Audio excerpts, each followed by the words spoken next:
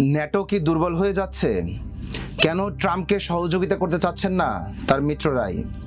আজকের ভিডিওতে আমরা জানবো ন্যাটো জোটের ভিতরের দ্বন্দ্ব, ট্রাম্পের ক্ষোভ এবং এর পেছনের আসল রহস্য। ন্যাটো বা নর্থ আটলান্টিক ট্রিটি অর্গানাইজেশন বিশ্বের সবচেয়ে শক্তিশালী সামরিক জোটগুলোর একটি। 1949 সালে গঠিত এই জোটের মূল উদ্দেশ্য এক দেশের উপর আক্রমণ মানেই সবার উপর আক্রমণ মনে করা। ইতিহাসে মাত্র একবার 9/11 হামলা এর পর এই ধারা প্রয়োগ করা হয়েছিল। তখন ন্যাটো একযোগে আফগানিস্তানে অভিযান চালায়, এমনকি শত শত অমার্কিন সেনাও সেখানে প্রাণ হারান। কিন্তু সম্প্রতি যুক্তরাষ্ট্র ও ইসরায়েলের ইরান বিরোধী অভিযানের ক্ষেত্রে ইউরোপীয় দেশগুলোর মনে করে এই যুদ্ধ যুক্তরাষ্ট্রের নিজস্ব সিদ্ধান্ত। ফলে সম্প্রতি যুক্তরাষ্ট্র ও ইসরায়েলের ইরান বিরোধী অভিযানে ন্যাটো সদস্য দেশগুলো সরাসরি অংশ নিতে অস্বীকৃতি জানায়।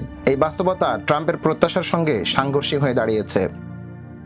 এর ফলে ট্রাম্প ক্ষুব্ধ হয়ে ন্যাটোকে কাগজে বাঘ বলে সমালোচনা করেন, এমনকি তিনি যুক্তরাষ্ট্রকে ন্যাটো থেকে বের করে নেওয়ার কথাও বলেন।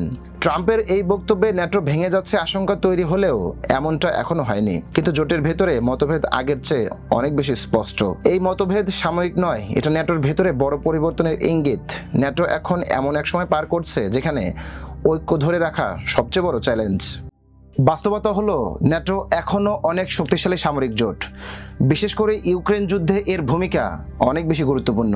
তবে কতিপয় অভ্যন্তরীণ বিভাজন ন্যাটোকে দুর্বল করে দিচ্ছে। ভ্লাদিমির পুতিন দীর্ঘদিন ধরেই ন্যাটোকে বিভক্ত করার চেষ্টা করে এসেছেন। বর্তমান এই পরিস্থিতি তার কৌশলগত লক্ষ্য পূরণে সহায়ক হতে পারে। একদিকে যেমন ইউক্রেন ইস্যুতে ন্যাটো এখনও ঐক্যবদ্ধ, অন্যান্য ইস্যুতে সেই ঐক্য দেখা যাচ্ছে না। ইউক্রেন যুদ্ধ প্রমাণ করেছে ন্যাটো এখনও কার্যকর, তবে সব ক্ষেত্রে যে একসাথে সিদ্ধান্ত নেওয়া কঠিন সেটা ক্রমেই প্রমাণ পাচ্ছে। বর্তমান বাস্তবতায় ন্যাটোর ভেতরের বিভাজন শুধু মতের অমিলেই সীমাবদ্ধ নয়, এটি এখন নীতিগত ও কৌশলগত পার্থক্যে রূপ নিচ্ছে।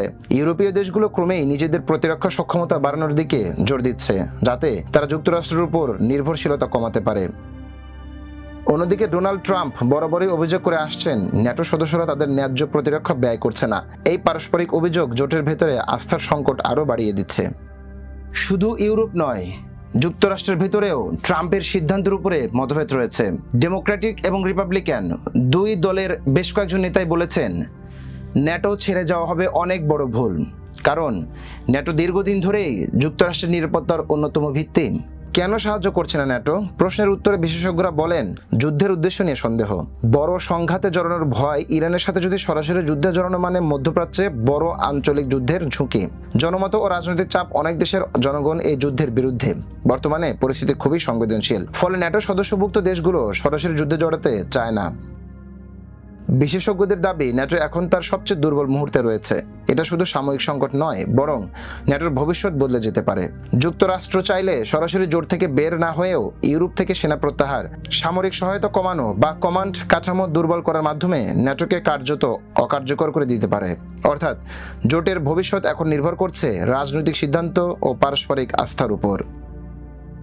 সবশেষে বলা যায় ন্যাটোর সামনে সবচেয়ে বড় সংকট শক্তির নয়, আস্থার। যদি মিত্র দেশগুলো নিজেদের মধ্যে ঐক্য ধরে রাখতে না পারে, তাহলে ন্যাটো ধীরে ধীরে তার কার্যকারিতা হারাবে।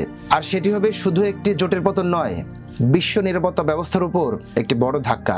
কারণ ন্যাটোর দুর্বলতা মানেই বিশ্ব রাজনীতিতে নতুন শক্তির ভারসাম্য তৈরি হওয়া, যেখানে অনিশ্চয়তাই হবে একমাত্র বাস্তবতা। এরকম আরও বিশ্লেষণাত্মক সংবাদ নিয়ে হাজির হয়ে যাব আমি সাজিদুল সজীব। সংবাদ পেতে যুক্ত থাকুন সোনালী নিউজের সাথে।